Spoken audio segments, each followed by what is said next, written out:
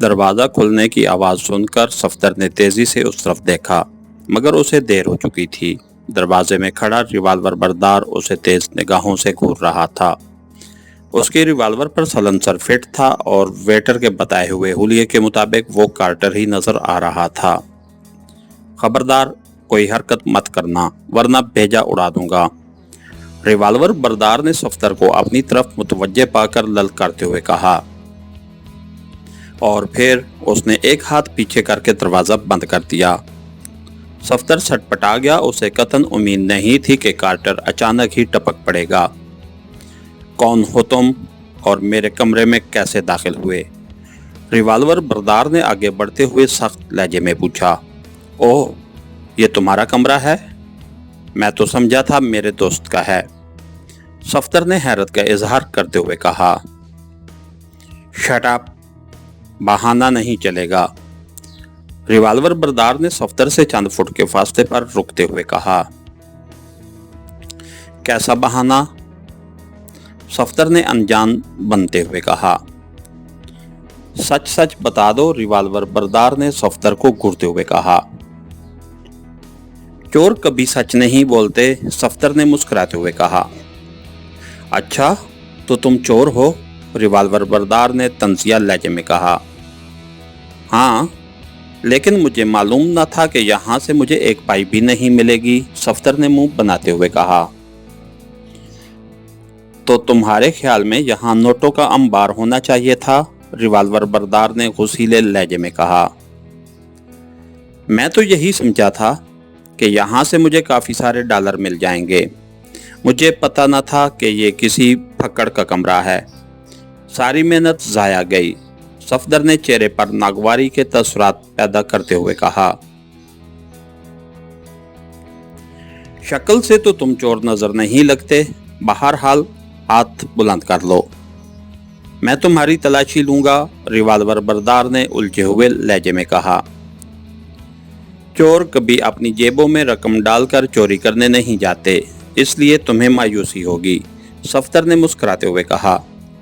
Shut up, फौरन हाथ बुलंद कर लो वरना खोपड़ी में सुराख कर दूंगा, रिवाल्वर बरदार ने घुराते हुए कहा। तो सफदर ने हाथ बुलंद कर लिए और कार्टर रिवाल्वर का रुख उसकी तरफ किए आगे बढ़ने लगा। वो गौर से सफदर की तरफ देख रहा था। मैं तुम्हें पहचान गया हूँ। तुम्हारी जिसामत और तुम्हारे खड़े होने का अंदाज बता रहा है कि तुम पाक एशिया सीक्रेट सर्विस के रुकन हो। कार्टर ने करीब आकर सफदर के सीने पर रिवाल्वर की नाल रखते हुए कहा और उसके साथ ही वो तंजिया अंदाज में मुस्कुराया। लेकिन सफदर उसके इंकिशाफ पर चौंके बगैर न रह सका था, गोया वो कार्टर के लिए अजनबी नहीं था। सीक्रेट सर्विस का रुकन? नहीं, तुम्हें यकीनन गलत फहमी हुई है, सफदर ने मुस्कुराते हुए कहा। गलत फहमी के बावजूद भी मैं तुम्हें जिंदा नहीं छोड़ सकता, कार्टर ने हतमी लहजे में कहा और फिर उसने सफदर की पुश्त पर आकर रिवाल्वर की नाल सफदर की कमर से लगाते हुए दूसरे हाथ से सफदर की जेबें चेक की और उसकी एक जेब से रिवाल्वर निकालकर दाईं जानिब हट गया।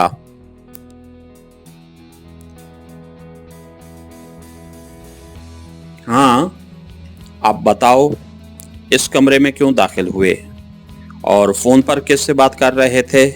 कार्टर ने सख्त लहजे में पूछा। अपनी बेगम को बता रहा था कि यहाँ से कुछ नहीं मिला, इसलिए आज उसके लिए गिफ्ट नहीं ला सकूंगा, सफदर ने इत्मीनान से जवाब दिया।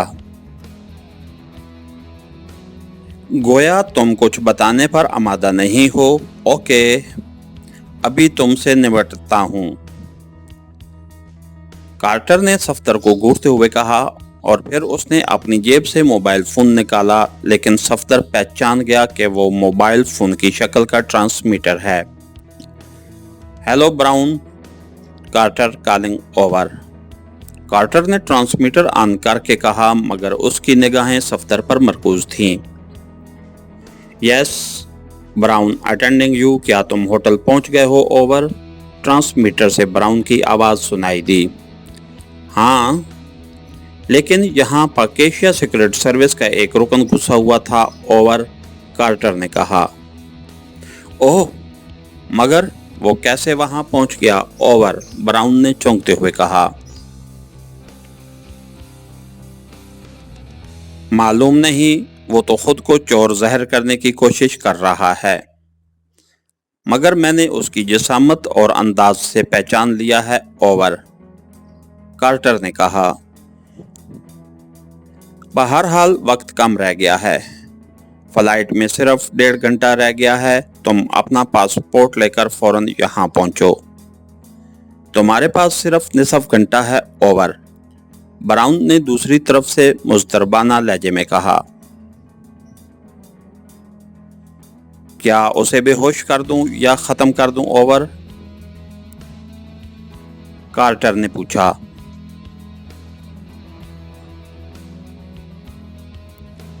हाँ, खत्म कर दो, मगर खामोशी से। लेकिन पहले मालूम कर लो कि बाहर उसका कोई साथी तो मौजूद नहीं है। ओवर एंड ऑल, ब्राउन ने कहा और उसके साथ ही ट्रांसमीटर खामोश हो गया। अपने बारे में ब्राउन का हुक्म सुनते ही सफदर परेशान हो गया। कार्टर ने उसकी तरफ देखते हुए ट्रांसमीटर जेब में रख लिया। मिस्टर, तुमने सुन लिया कि ब्राउन ने तुम्हारी मौत का हुक्म जारी कर दिया है, लेकिन मैं खामखा की कत्लो गारत पसंद नहीं करता। अगर तुम मरना नहीं चाहते तो मेरा पासपोर्ट मुझे दे दो। कार्टर ने सफदर को घूरते हुए कहा। इस बार उसका लहजा खासा नरम था। मेरे पास तुम्हारा पासपोर्ट नहीं है। कहाँ रखा था तुमने? सफदर ने चौंकते हुए पूछा। अनजान मत बनो, तुमने यकीनन कमरे की तलाशी ली है। ये मैंने अंदर आते ही महसूस कर लिया था कि बेड की भी तुमने तलाशी ली है, क्योंकि बिस्तर पर तकिए इस तरह नहीं पड़े थे जिस तरह मैं छोड़ गया था। कार्टर ने सफदर को घूरते हुए कहा। तुम बहुत ज़हीन हो, तुम्हारा अंदाज़ा दुरुस्त है। सफदर ने कहा। तो फिर जल्दी से पासपोर्ट मेरे हवाले कर दो और भाग जाओ। मैं तुम्हें माफ़ करता हूँ, कार्टर ने मुस्कुराते हुए कहा। सॉरी, पासपोर्ट अब मेरे पास नहीं है, सफदर ने मुस्कुराते हुए कहा। ओह, तो फिर कहाँ गया? जल्दी बताओ, कार्टर ने चौंकते हुए पूछा।